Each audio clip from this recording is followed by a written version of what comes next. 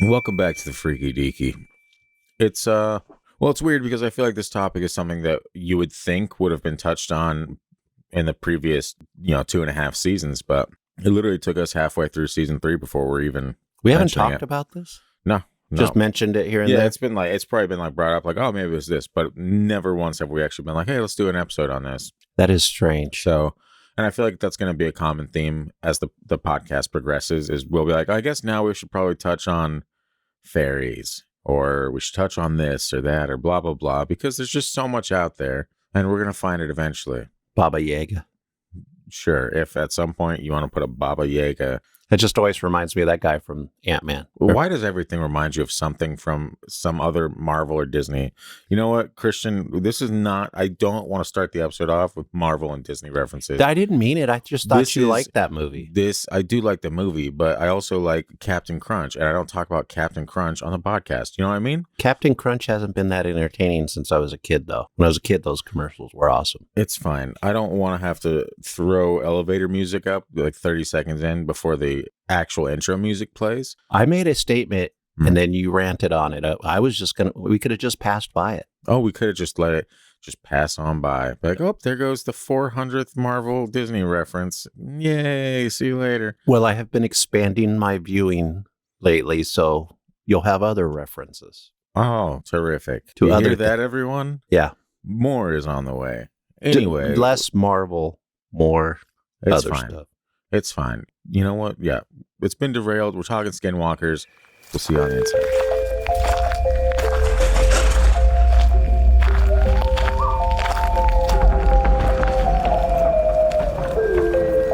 You are now entering the realm of the Freaky Deaky, an unsuspecting stop at the crossroads of fantasy and reality, where the frayed edges of make-believe seep into this cookie-cutter white picket world you've been led to believe is far from extraordinary. What you're about to hear are true stories. Alleged true stories. Christian, just... Okay? Tales of the strange and inexplicable thought only to exist in film and folklore. Although difficult to accept, we do not know everything about this reality. About time or space, what lies beneath the ocean's depths. And try though we might, the unchanging truth remains. There are some things we legitimately cannot explain logically.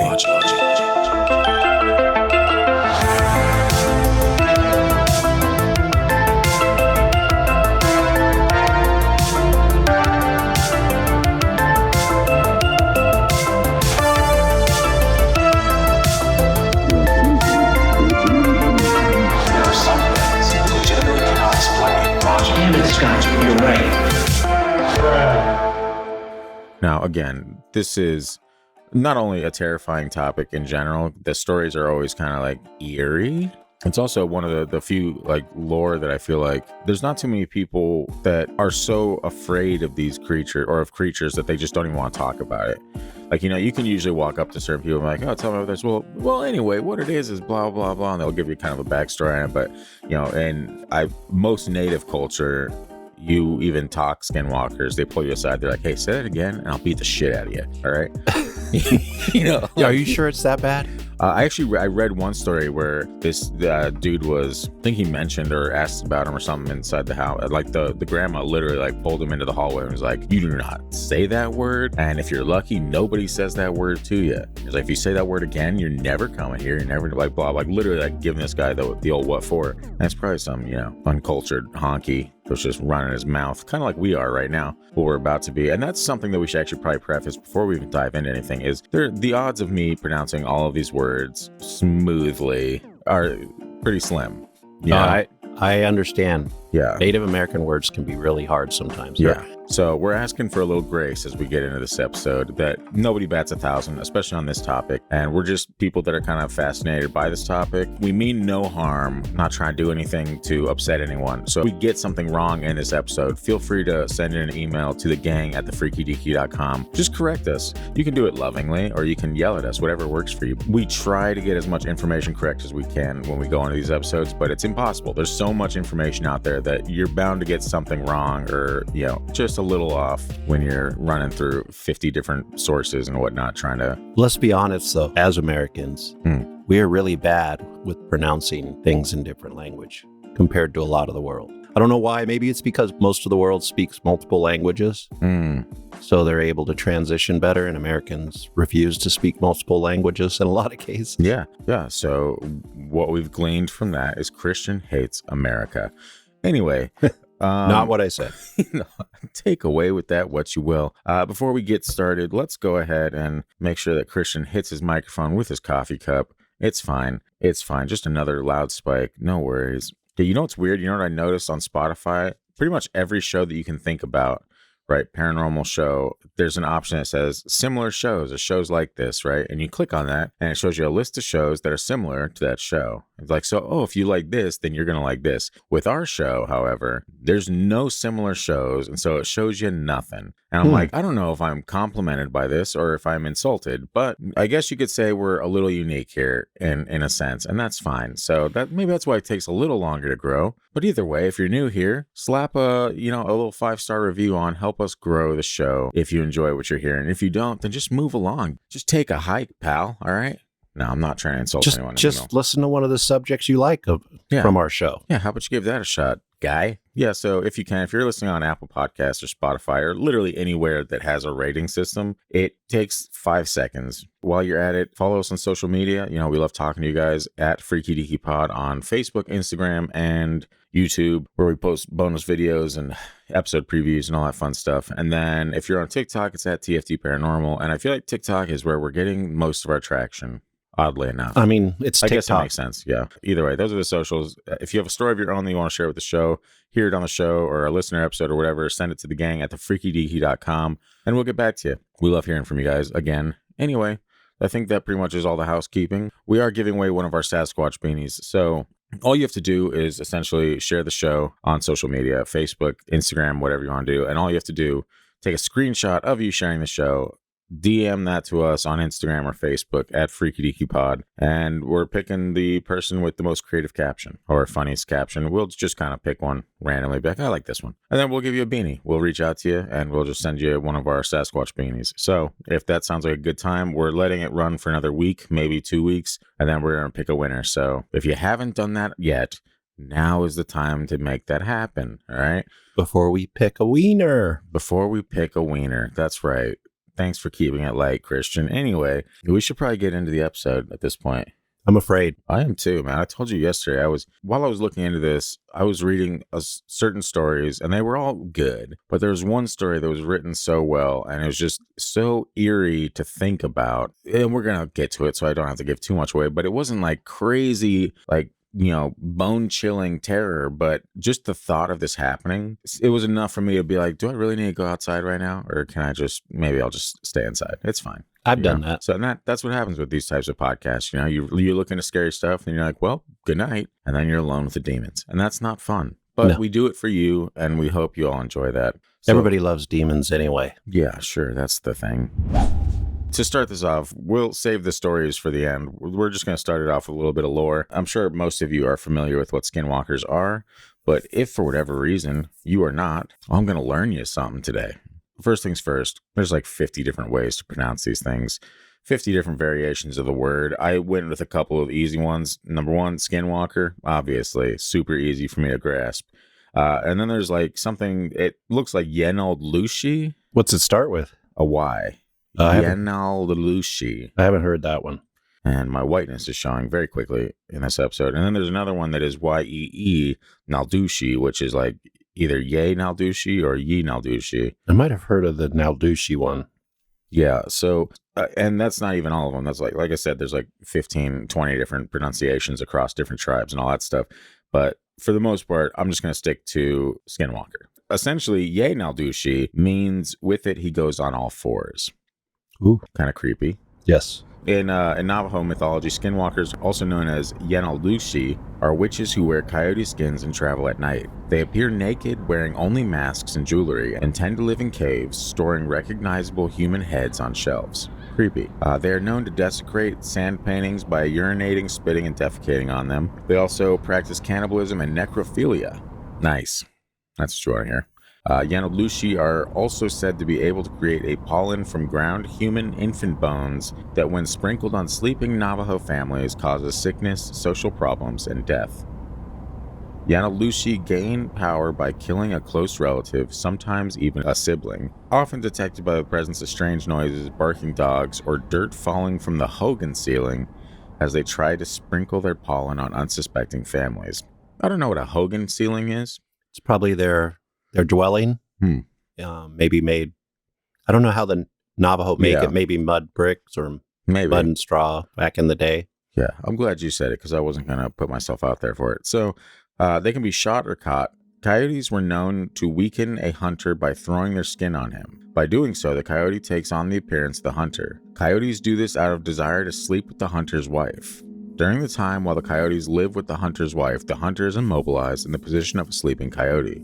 The wife will eventually realize the coyote is not her husband because the coyote is lazy, and over time, the house comes to smell of coyote urine. There are some interesting characteristics. If you're unfamiliar, we'll just kind of go over a rundown of them. One Navajo writer explained, "At night, their eyes glow red like hot coals. It is said that if you see the face of a Naldooshi, they have to kill you. If you see one and know who it is, they will die. If you see them and you don't know them, they will have to kill you to keep you from finding out who they are. They use a mixture that some call corpse powder, which they blow into your face. Your tongue turns black and you go into convulsions and eventually die. They are known to use evil spirits in their ceremonies." Corpse powder. Corpse powder, yeah. They just got they're just grounding up some dead people. Reminds me of a very old movie called Serpent and the Rainbow. It's more voodoo, but they had some like powder that sounds like corpse powder, basically turn people into zombies. They can shapeshift into any animal in the world they know of, including humans. They're also telepathically linked with each other, enhancing their coordination during hunts and fights, but allowing little or no privacy at any time. Skinwalkers can read other humans' minds and control them. Skinwalkers from two different groups can communicate telepathically and are able to choose which thoughts they share. That's kind of unique. Yeah. But I'm going to share this one with Steve. Bring home Doritos, you know? I understand that. But I'm not going to share this one with Steve. I'm going to kill Steve. You know what I mean? After the Doritos get here. Yeah. Once the Doritos arrive, R.I.P. Steve. Yes. Voice mimicry, and this is the creepiest one. It always is the creepiest one, no matter what lore we're talking about, where they can mimic like loved ones or whatever. It's too much for me. Yeah, I don't like mimicry either. Yeah. So, and then you're going to love that terrifying story that I saved for the end. In Native American lore, skinwalkers can copy animal or human voices to lure victims to them to feed on.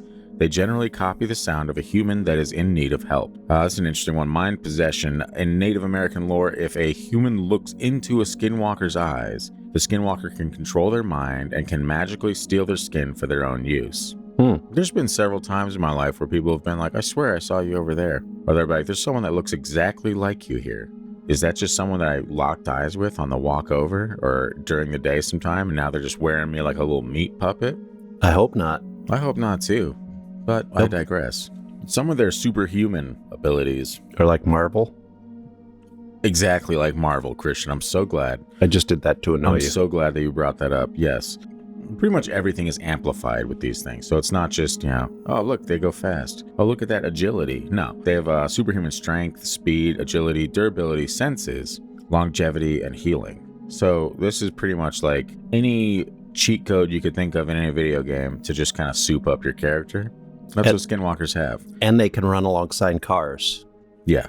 Exactly. And there's a couple stories in here from that as well. But in human form, their strength is almost superhuman, and in animal form, it's at its peak. And skinwalkers reach great speed up to 100 miles per hour, which often allows them to outrun motor vehicles and have greater endurance than normal humans. Almost like what you just said. Oh, I did a Scott. You did.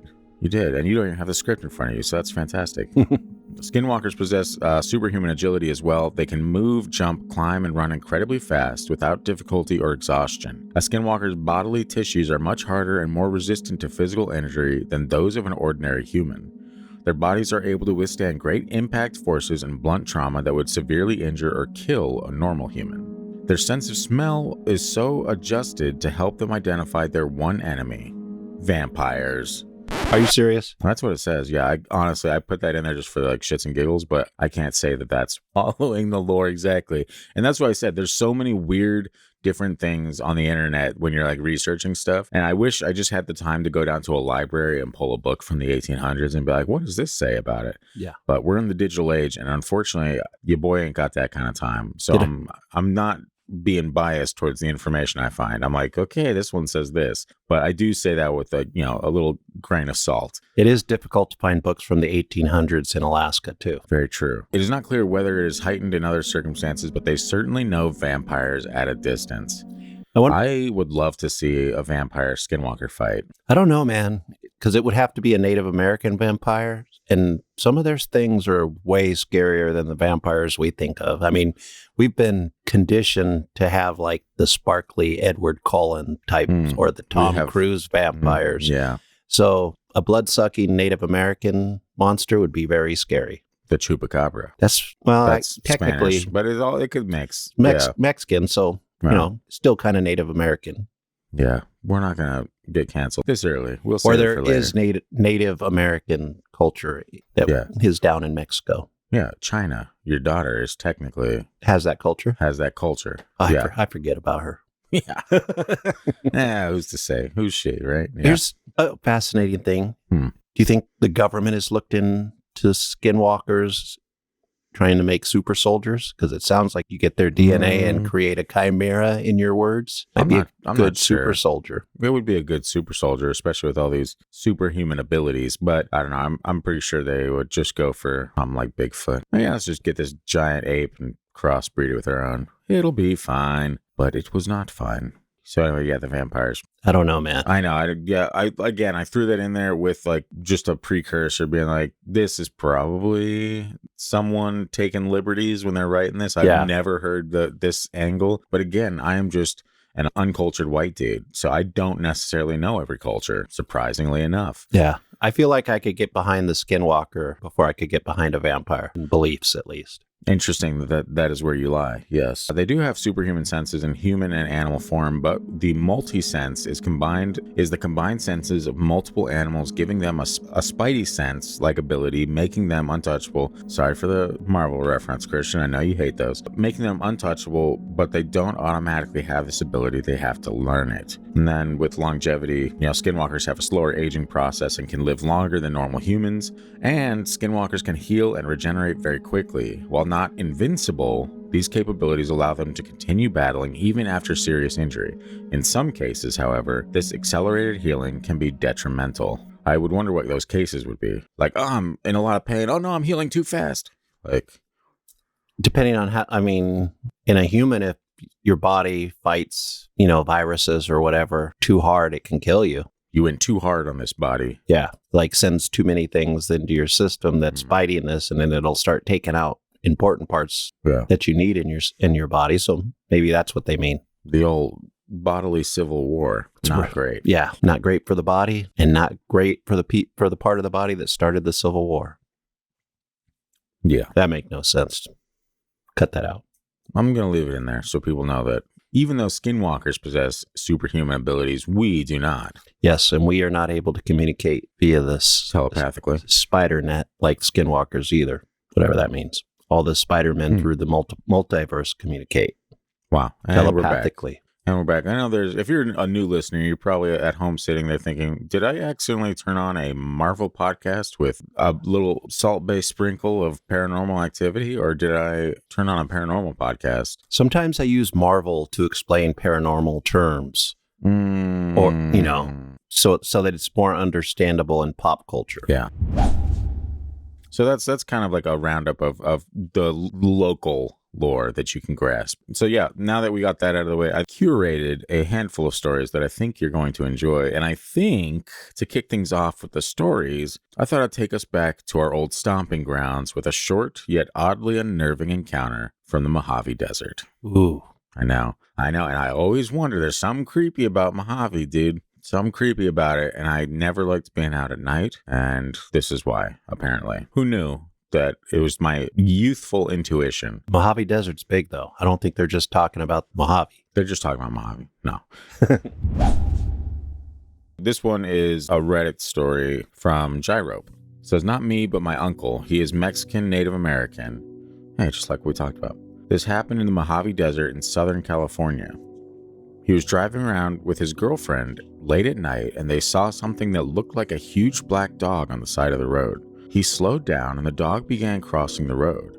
Instead of walking like a normal dog would, the thing moved like a toy rocking chair. What? Yeah. And so picture that. It's like just kind of like as it's almost like creeping because it's going back and forth, like slowly inching its way across the. If you picture what I'm picturing, it's creepy as I don't like it. Hell. I know it's very unnatural and it's very spooky to think about. And also, it takes me back to my childhood, so it puts me in that state of mind where things are spookier because it's a rocking horse. Like, no, thank you. Yeah. And so he said it stopped in the middle of the road and stared right at them, and its eyes had a red glow. My uncle is the most badass person I know, and it scared the crap out of him. That would be pretty scary. Just the rocking part scared me. Yeah. The red eyes, I'd be like, okay, the headlights, but the rocking? No.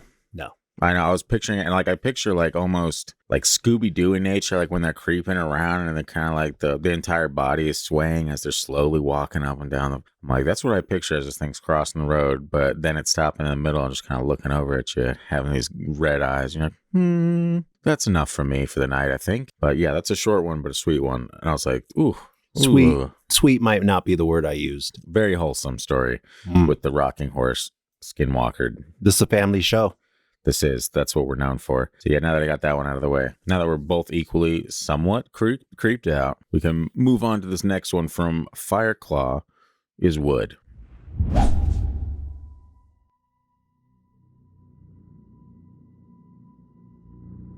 My grandmother on my mother's side has always been very superstitious, for lack of a better word. She's not religious, but she does believe in a lot of the paranormal stuff. Her mother was full-blooded Navajo and her father was Irish. Either way, she'd never been anywhere east of Montana and she grew up in Nevada. One year, when I was in grade school, we went to visit her. Most of the visit was pretty uneventful, typical boring old people stuff. Except she always kept her curtains drawn shut and would always peek out the window, and when someone asked what she was doing, she would simply reply, "Yee Naldooshi is watching me." Creepy. This went on for nearly the entire visit until a few days before we were due to leave. My grandmother and baby brother were in the front yard that evening, planting flowers, when all of a sudden my grandmother starts shouting my little brother's name and saying, "Get away from that creature, it's not safe." Of course, being in Nevada, we all assumed that my brother had found a scorpion or a rattlesnake, so we all run outside to see my grandmother clutching my little brother and shaking in terror against the side of the house. Standing out in the yard was a large, black, Great Dane-sized dog. It was staring at my grandmother with an intensity I'd never seen before. It looked up at us, gave a little huff, and bounded off. I don't remember if it moved unusually fast or not, but do remember it had really deep yellow eyes. When my mother asked my grandmother what had happened, she kept repeating, "The Yee Naldooshi has found me." She moved a couple weeks after that, and apparently, up until my grandmother moved, she called my mother several times in hysterics saying that Yee Naldooshi is outside, or she'd leave messages saying, quote, "I'm not safe here. I have to leave. I will talk to you soon." I don't remember that. I had to ask my mom about it. My mom doesn't even like to talk about it. I do remember that apparently several of my grandmother's neighbors also saw the same large black dog over the course of several weeks. So that's kind of spooky. You know what also is spooky about it, and maybe a mistake from reading into it a little, the lore a little bit. You're not supposed to be talking about it. That's true. Especially if it's watching you. Yeah. That makes it watch you more. I know. Yeah. So then you're like, well, what's wrong, Grandma? Oh, there's the Skinwalkers outside. They found us. Oh, well, anyway, back to dinner. Yeah. No, that's, but it's kind of, it's interesting that the author of the story is going out thinking that their baby brother found like a scorpion or a rattlesnake or something and sees their grandmother clutching him while this Great Dane-sized black dog with deep yellow eyes is just staring at them. Yeah. And I don't know.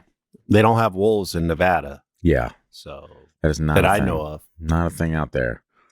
But yeah, I don't know, man. Like it's hard of all the stories that I've heard of Skinwalkers, it's hard to really just refute them. To be like, oh, it's probably just a random wolf or a coyote or a dog out there. No big deal. because they all have that kind of intensity about them where you hear the story and it's like, oh, it's not just looking at us. It's straight up staring us down like, I'm about to take you out. And it actually kind of reminds me of that Romanian wolf attack where it's a similar situation, you know? Yeah, that was... There's sheep all over the place and this dog's like, nah, dude, I'm watching you. No, I'm after just your family tonight. Oh, yeah. Just your family. So what do you think of that story? I think it's fascinating. I think it's always fascinating, too, that black dogs, not just when it comes to skinwalkers, but all over the world, big black dogs have sinister intentions or sinister meanings or... Like hellhound type stuff. Yeah. Yeah. And I mean, it can be refuted by, and it has been by a lot of people, a lot of skeptics. Yeah. But the stories and where they come from are old stories that have been around since before Europeans came to this country. Mm. As a matter of fact, you find similar stories in the Siberian areas, you know, which is where Native Americans, you know, came from in a lot of cases. Look into Siberia and some of Asia for probably similar stories. It might not be called a skinwalker, but I bet you there's something similar. Probably. And it just came to America when the Native Americans did. Yeah. I mean why wouldn't it follow the people it likes to torture? Yeah, but oh, we're migrating over here now? Yeah. Okay, no problem. Let me get my Yee Naldooshi children and we'll be on our way. No, but okay, let's put you in those shoes for a moment. Let's say you experienced something like that. Would you just think it was a random dog that had it out for you? Probably. You'd just be like, damn, this weird dog keeps scoping me out. Yeah, I would definitely think that. I'd be like, do I need to feed it? Are we going to be friends? You would be killed off so quickly if a skinwalker was after you. You just step aside, come here, boy.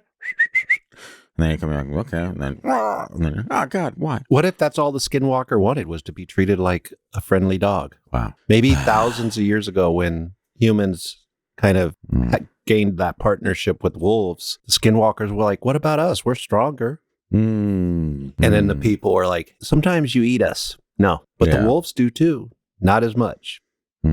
Yeah. I don't know. That was just a made up story, but. Was it? Oh, it sounded like it was based in a lot of fact. I mean, maybe it's just petty revenge for not being man's best friend. Yeah, that sounds like, yeah. So if you tuned out for the last 45 seconds, now would be a good time to come back to the episode. We're going to pick it up where we left off. We're going to go into story number 3 here. Let's do it. I'm trying to bring it down a little bit because you're just going to scare everybody. I am, but I'm saving the ultra scary bits for the end. And you keep saying the words. The words. Naldooshi or... Yeah. Yeah. Yeah. I just learned. Naldooshi. I don't know how you say it, but... Yeah. You learn... It's an Italian pasta dish. Yeah. Christian. That's what it is. Let's go back to Scaramucci. Yeah. Let's go back to Kushtaka and the fact that you're not supposed to talk about it. Scaramucci is watching. No. Yeah, that's... We talk about Kushtaka as well. Yeah. I try not to. And I haven't seen a Kushtaka anywhere, have you? I've had weird stuff happen. That's true. Remember, I had those weird tracks that I think I was talking to you before the show, my bird feeder, and I'm like, what is this? Didn't look like the moose tracks I found a couple days ago. The Kushtaka was watching. He's like, oh, you got bird seed up here, dude? You've been holding out on me, Christian. Been there for a while. Anyway, this next story comes to us from Computerized Anon. When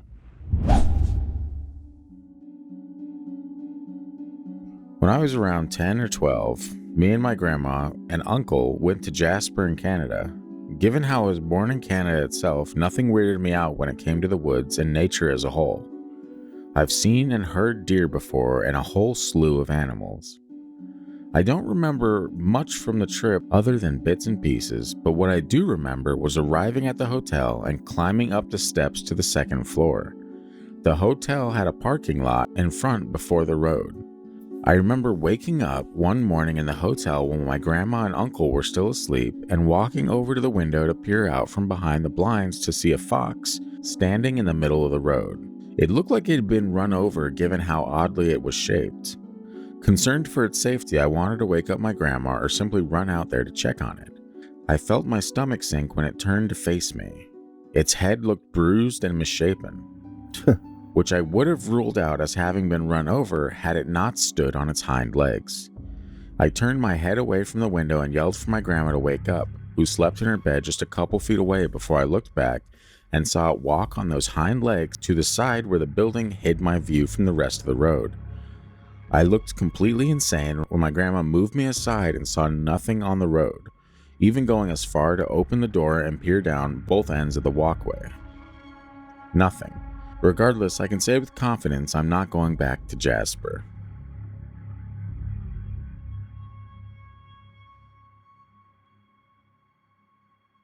I've never heard of something like that as far north as Canada.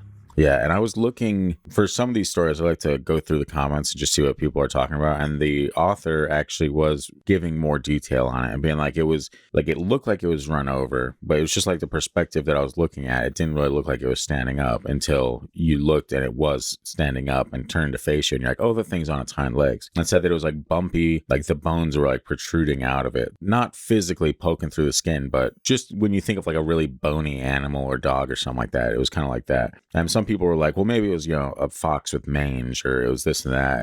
And he was like, look, I don't want to be this guy, but I've pulled up what a fox with mange looked like. I've pulled up what Prions disease or something? I've never heard of that one, but that's the one where like deers walk on their hind legs and like smash their heads into rocks and then drown themselves. But he was like, I've looked into that. It may not be prions, but I want to say it is. He's like, I looked into that, and foxes don't get that. So like this, I've spent time looking into what this could have possibly been, other than a really creepy ass experience with something that I can't explain. And the closest thing I could get was a skinwalker. One of the things that's interesting about that story too is like when he first looks out, he thinks it's a fox that's been run over. Yeah.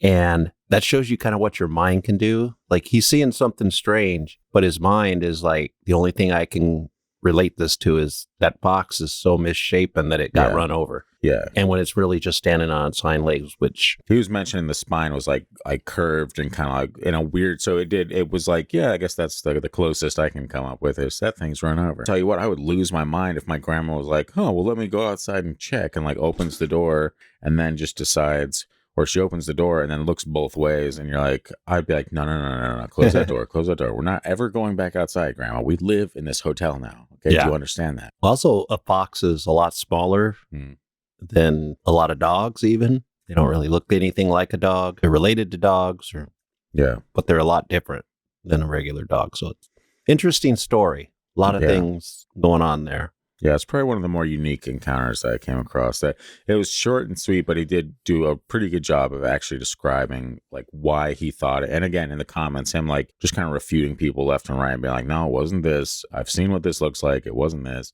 I mean, you could say, oh, well, the kid was 10 or 12 years old. So, I mean, that is a possibility. I'm also curious if there's a different type of mythical creature in this region of Canada that is similar Jasper to a skinwalker.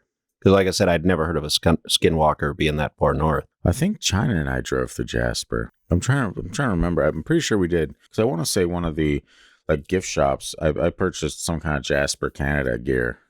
I know of Jasper in the United States, but I didn't know there was a Jasper in Canada. Yeah. I don't remember seeing any skinwalkers while I was about. But then again, I wasn't really necessarily looking for them at the time. I was just trying to get out here.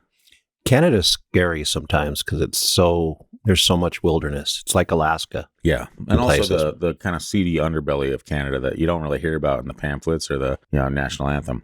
I don't know what you're talking about. There's some sketchy parts of Canada, let me say that. It wouldn't surprise me. Yeah, we got a hotel room once that not only did the shower it just completely did not work, but also like the door barely locked. Like you locked it and you're like, someone could brush up against this door was going to open. And to the point where I had to park the car in front of the window to our room just so I felt safer knowing that all of my belongings in the world are in that vehicle. And there's like people hanging out in the stairwells and whatnot, smoking cigarettes. It was just, it was a lot. Yeah. It was a lot to take on. They do have the Highway of Tears in Canada, which I believe you have to drive on part of the way to get to Alaska. Yeah, probably did. Hey, whenever we bring back true crime into the show, we can start doing true crime episodes, maybe. The Picton Farms. Yeah.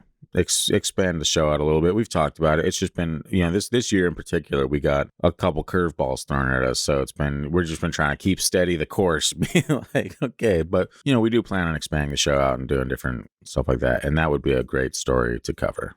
Which one? Picton Farms? The Highway of Tears. Oh, that one's rough. That one is rough. Anyway, I digress.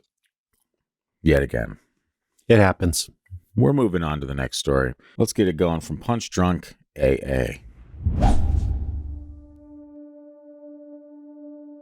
My family owns a farm in the heart of a reservation.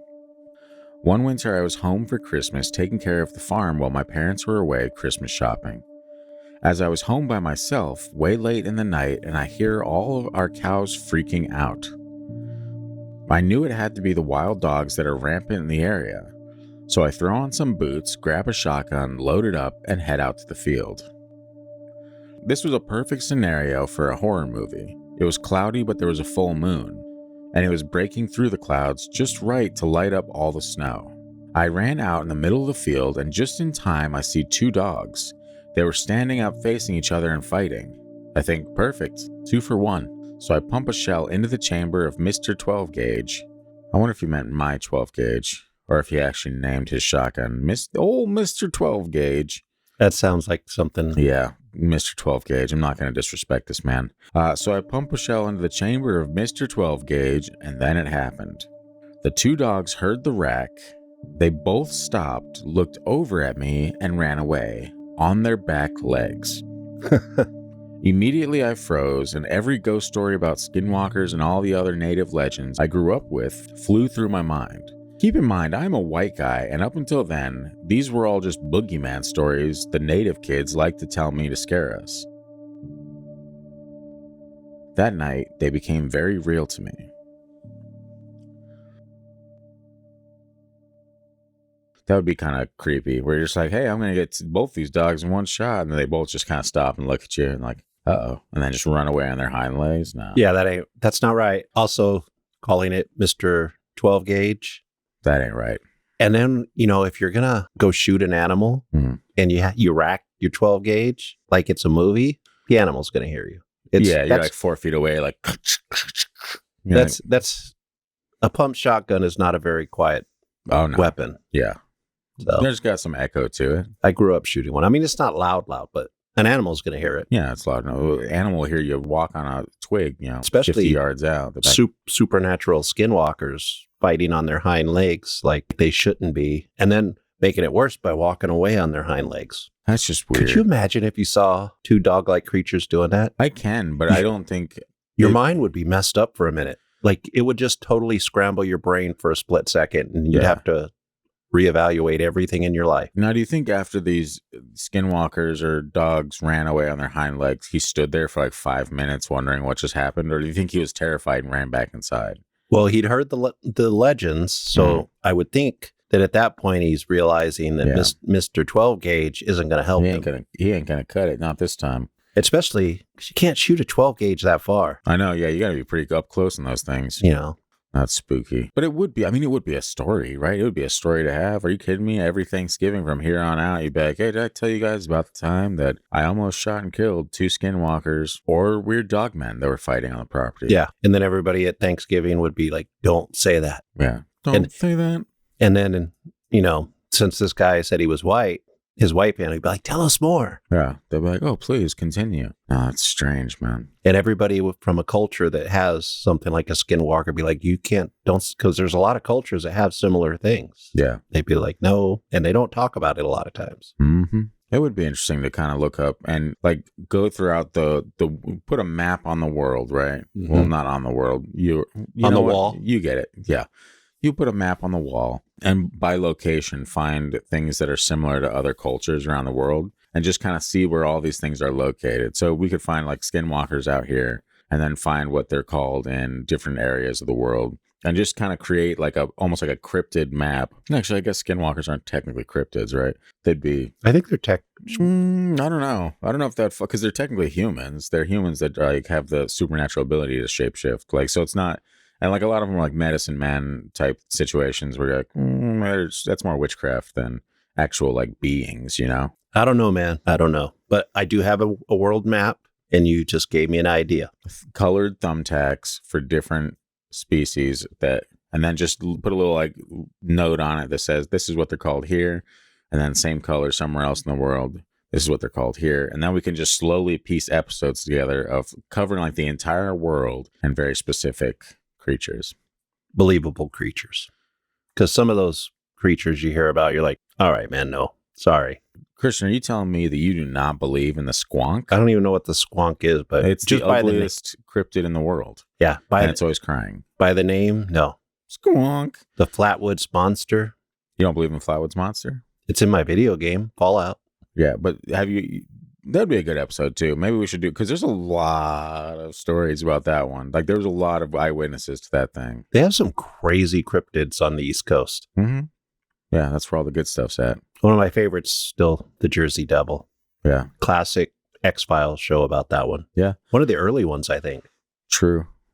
Yeah, and there's been so many stories about that I don't even know if I believe in Jersey Devil at this point, or if it was just like... It could have been something back in the day before a lot of people moved into the area. Because I think it's actually, I couldn't say for sure, but I feel like it's a Native American. It originally started as a Native American. Maybe. But I don't maybe the origins. Like the first story I heard was someone like seeing it in a tree or some shit, like... I mean, the Jersey Devil's been around for a long time.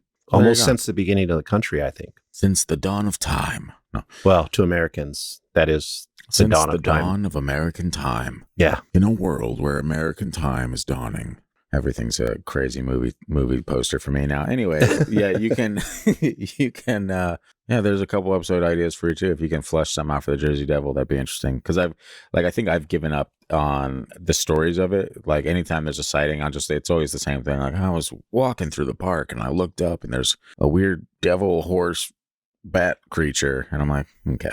Yeah, there's some places in this country where I have trouble believing there's actually cryptids anymore, if there ever was one. If I believed in that kind of thing, it would, because it's just too populated at this point. Yeah, let's get it bar mitzvah popping. And there were a lot of white guys with Mr. 12 gauge back in the day. Ain't that the truth? All right, well, I got a few more stories here. I'm going to try to work through. Work through them. Let me work through this. This next one is relatively short. Actually, the next... so this one is from Spur Dave.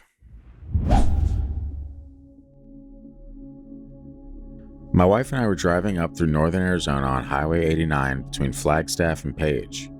It was about 1 a.m. as we were on third shift at the time and often drove at night to avoid traffic. I saw a few sets of eyes glowing in my headlights a little way up the road, so I let off the gas, slowing down to avoid hitting an animal in the road. When we drove by, we saw several dogs, or coyotes maybe, on the side of the road, and I hit the gas and drove by. After we passed, my wife said one of them was running next to the car, and I looked over and saw it as well, probably 20 feet off the shoulder of the road. I floored it and looked over, and it stood up on its hind legs, that's the only way I can describe it, and kept pace with us for a couple of seconds before turning away from the road and disappearing. This whole event probably lasted no more than 10 seconds, but it was seriously the most terrifying 10 seconds of my life. This was probably 20 years ago, and we still rarely talk about it. Yeah. There's that fast Skinwalker again. I can tell you that I would be flabbergasted to see any kind of animal running. Keeping pace with you on like a road where you're going like 65, 70 miles an hour. Yeah. I've had an animal keep pace with me, I think at 40. Here in Alaska, it was a moose. Oh, was it running by the side, like on the side? Yeah, in Anchorage even. Really? And it was like, what the hell? Moose is as big as, I was in a little Honda at the time, and it's like running next to me. I was like, please don't come this way, because that'll be the end of the car and maybe me.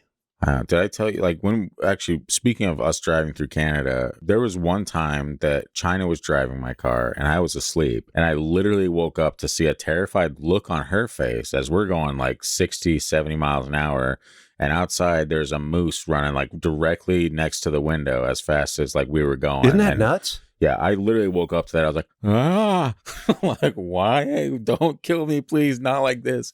But yeah, that thing was way larger than, my Ford Escape. And it was not a fun sight to wake up to. I almost pissed myself. And your brain, it takes a second for your brain to compute on something like that. Because, at least where we grew up, animals didn't run next to the car. No. Not that fast, especially.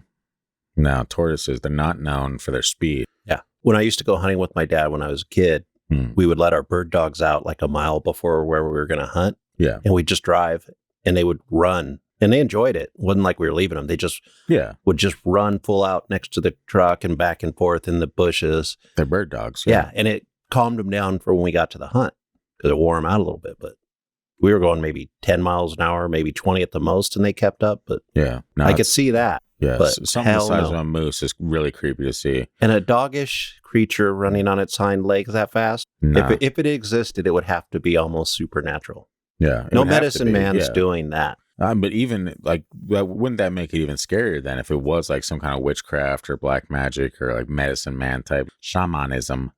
And you're like, damn, so that is possible for humans to just do?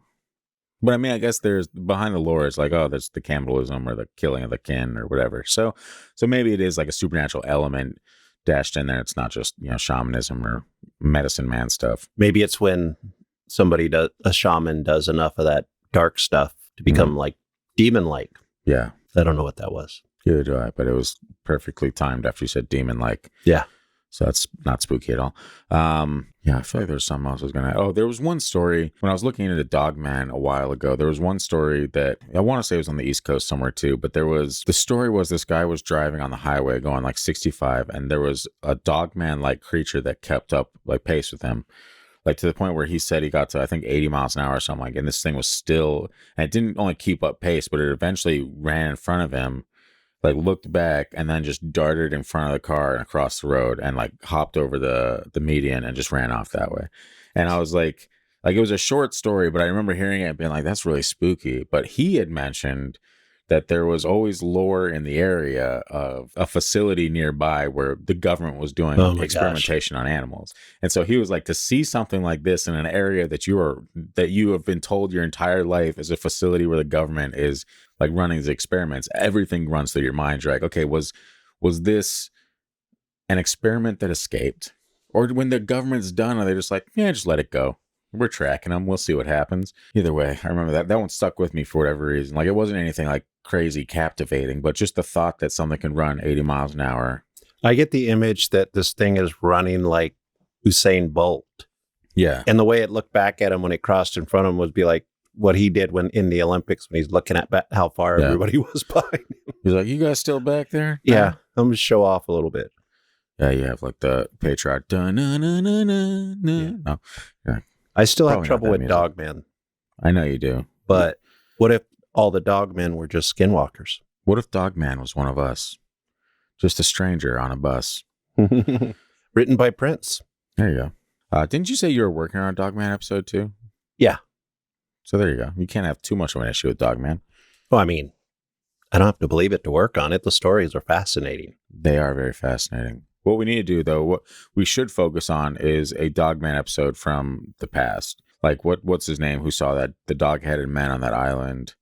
And like crazy old school stories. Was it Magellan? Was it Magellan that said he saw? It was one of the explorers. Yeah. But that's some of the stories. I have some older stories hidden away. Nice. I think did we talk about one of them? I don't remember. It feels recent, but everything feels recent. Everything is happening all at once, all around us. So yeah. Who's to say? We're probably talking about it somewhere. That's at this moment. The PC days post-COVID. Yes. You might have to bleep that out. I know. Yeah. Way to go. Now our entire show is going to be canceled. You did it, Christian. Anyway, moving right along. This next story is from Saya Lux.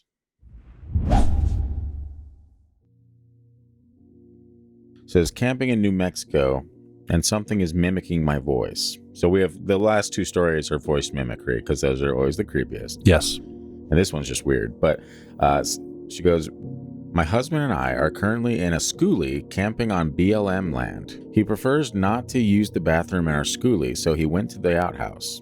After about 20 minutes, he comes back and is really freaked out. He was going to blow it up, huh? That's why he had to leave. He was like, I'm not going to, I just want the fresh air. You know how it is. He asked me if I was outside the bathroom meowing at him. I told him I wasn't. I've been inside reading a book and cuddling our dogs. He said he kept hearing a meow in my voice. I know, a meow, so obviously a possible cat is what you're thinking, but my husband and I meow at each other. We've been doing this for over 15 years, and I have a specific way I do it that can't really be mistaken for a cat. I usually meow when I want him to come look at something. That's what he swears he heard. He said he felt dread each time he heard it, and all the hair on his arms stood up. I questioned him if there was any chance it was a cat at all, and he said there is no doubt that it was a human pretending to meow, but exactly my voice. He's so freaked out he refuses to leave the bus or let me take the dogs out. What do you make of this? Should I be worried? For multiple reasons. Yeah, number one, you and your husband have been meowing at each other for 15 years. And your husband knows this meow so much that he can tell when he's doing his business in the outhouse that there's something mimicking your meow trying to like get him to come outside and look at something. Are you shaming her for meowing? No, I get like doing it every once in a while, but like 15 years meowing, so much so that your husband's like, I know your meow, babe. I know it. And trust me, this was your meow. So much so that the Skinwalker knows her meow. Yeah. He's like, I've heard this shit too. Meow, come on out. Yeah. Yeah. And I do picture like a overly cartoonish meow, which would be even freakier. Yeah. If you're sitting there trying to drop a hot deuce and you're like, is that my wife outside meowing for me to come take a look at something? Now I'm getting all these images of all these weird cat sounds that I hear on the internet. Like that one, well, hello there. Yeah. Well, I didn't look too bad when I did it. Way to go, me. Because you were trying to hold it in. I know, That's why you had to cough 3 times. Classic. So, anyway, on to... That's a freaky one. Anything that mimics... It's just too much. It's too much for me. There's 2 things it could be when you start hearing something mimic. Pan. It could be something actually that's going to kill you if you deal with it, or you're hearing voices. Yeah. Either one of those is not what you means it's not might not be the best day. Yeah. Especially for the killing part. The killing part is probably would be the worst. Like if you just heard random. And like we're getting into the for me, the bone chilling story. I'm curious now. Yeah. Anything that you hear that is mimicking a voice. Do you think you've ever experienced that? I can't think of any time. You know how some people say like, did you call me? Like they'll walk in and be like, did you just call me? Oh, I've experienced that before. Well, that's weird, right? Yeah. Like, is that just your brain being like, hey, well, you've heard this before, right? Yeah. You walk in, it's like, no, I didn't say anything. I was once told that you could never respond to that. Exactly. Yeah. That's you're in trouble. Mm-hmm. I think we talked about that too. This wasn't Native Americans telling me this stuff. This was like Hawaiian. Oh yeah, that would be. Yeah, and I remember because he was one of my baseball coaches in high school, and we would go on these trips, and he would tell us so many scary stories. Like, thanks, man. I never want to go to Hawaii. Yeah, I went and it was fine, but he scared the crap out of me. No, though, yeah, the stories out there are something else for sure. But yeah, I've heard that as well. That don't reply to it. Yeah, like similar like voices in the woods and all, like just and pretty much anything that's calling you from a distance that you can't visibly see. Mind your business. Yeah, it's fine. Like the stories that you hear where people have been called by those mimics. Yeah, and they know that person is nowhere nearby, but it's their voice. Yeah, I'm gonna start doing that with China now. Every time she calls me, I'm just not gonna respond. She's like, babe. And when she finally walks into the room, I'm like, oh, thank goodness it was you. Yeah. So I was worried it was a Skinwalker. Then she'll be calling me worried about you. I was worried it was a Kushtaka. Yeah. I was worried it was Pan in the middle of the forest with nobody else around. But thank God it was just you asking me to fill up your water bottle again. So anyway, this last story it takes place in North Carolina, actually, which I would not expect. Yeah. Again, not Skinwalker area. Yeah. This final story comes to us from Ghoul.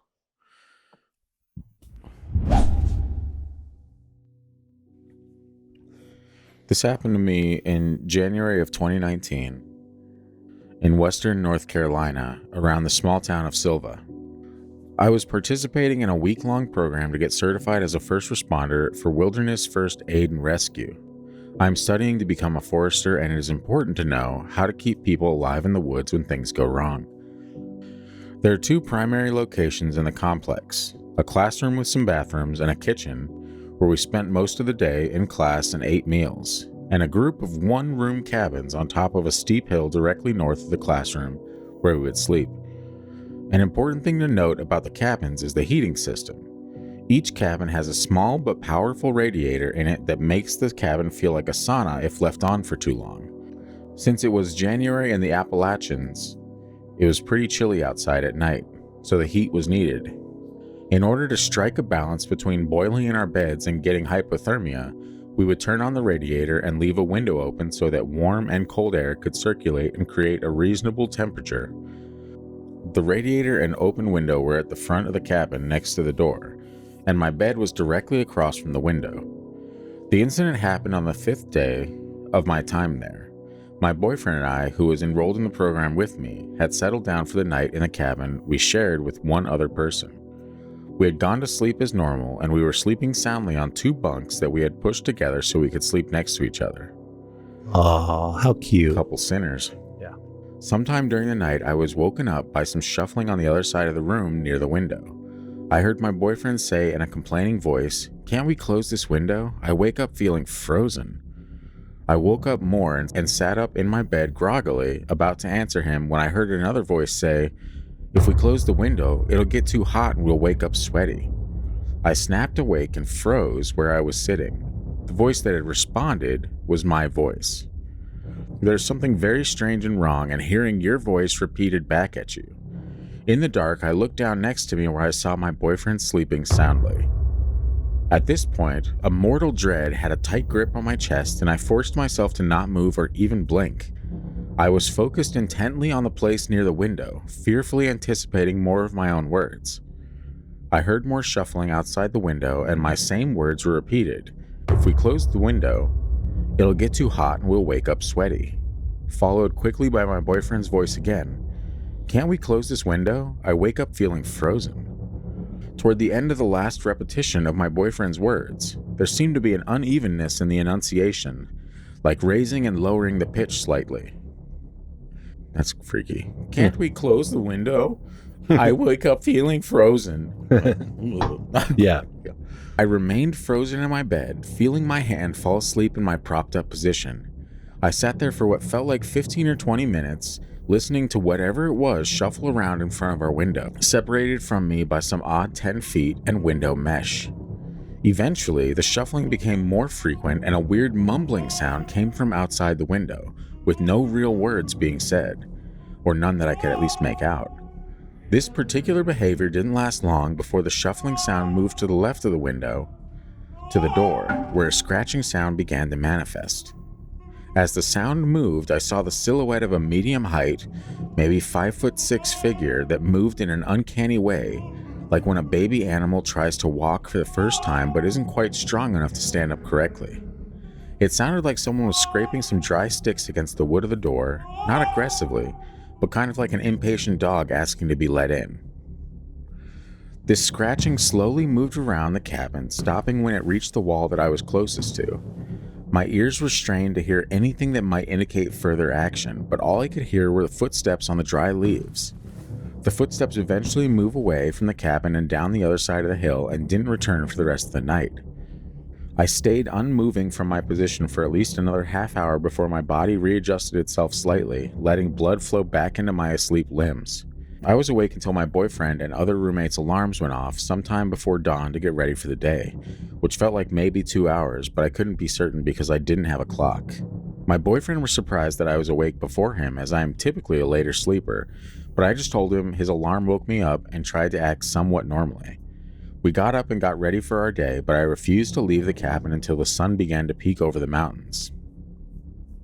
For the rest of the week, I was on edge and felt like there were eyes on me whenever it was relatively dark out, though I am not sure how much of that was raw paranoia.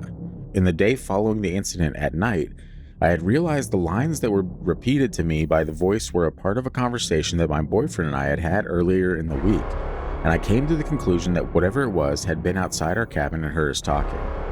This scared me a great deal, as I also realized that it had likely been lurking there in the following nights as well without us realizing it, and might do so again for our remaining nights, though it ended up not coming back. I waited to tell my boyfriend about this until we had left the program because he scares easy and was already a little wary of walking in the woods at night up to the cabins. It should be noted that I know this to not be a sleep paralysis experience, as I have had them before and they were nothing like this, not to mention I was able to move. I'm posting this here also as a means of asking for advice in addition to getting it off my chest, as this winter I will have to return to the same location to renew my certification, and I want to know as much as I can so I can hopefully avoid another encounter. I know the entity for which this board is named is pinned on a lot of strange encounters, but I don't have a better idea of what it could be. If there's a similar entity that exists in my area, I'd be glad to hear about it and what I can do, if anything, to avoid it.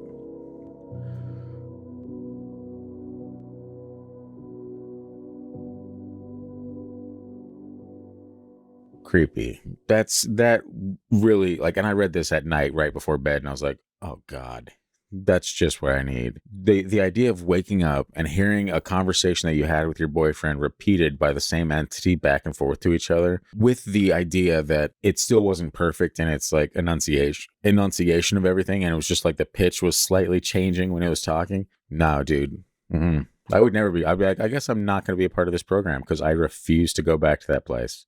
But you have to. No. Because that's how you have to make your living. No, I would then fully embrace the lifestyle of being like a McDonald's employee. I'd be like, this is it for me then. What if like a lot of the older people at jobs like that were like, I just couldn't take the Skinwalkers talking to me. So I came into town and worked at Subway. I came into town and worked it. At the local strip club. No. So what do you think about that? That's a creepy ass story, man. It is. I don't like the thought of something talking to me like that. Yeah. I mean, or just trying to like mimic you, like trying to perfect it so that it could like lure you out in the woods. Ugh.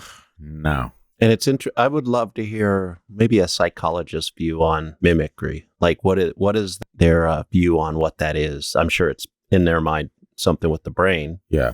But like what you're hearing is your brain replaying sound from earlier. When in reality, it's a skinwalker outside. I mean, you can say that all you want about the mimicry and stuff, but this person also saw the silhouette of, 5'6" entity that looked like a baby animal trying to walk. Like, yeah. Well, if you hear voices, your mind might be willing to put an image there. Kind of like that fox story earlier where the mind was messed up, saw this fox doing weird stuff, so he thought it had been hit by a car because that was the only thing that could explain all the way it moved and acted. So now, when you hear this story, though, what does your brain tell you?